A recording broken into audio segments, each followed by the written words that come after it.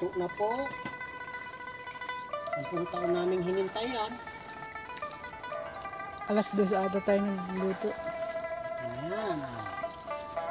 Ayan na mga guys. Papatayin ko na yung kuryente. Kakambyo ko lang dito. Kasi tuloy-tuloy pa rin. So, ayan.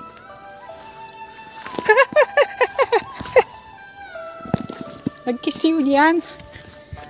Kisiw po yung kasama ko. Ulitin pa.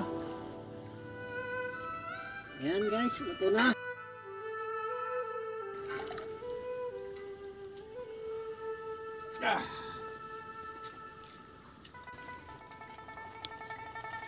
Kainan na.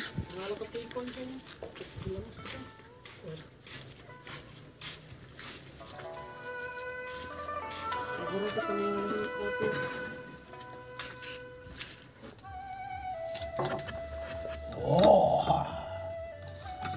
Charang.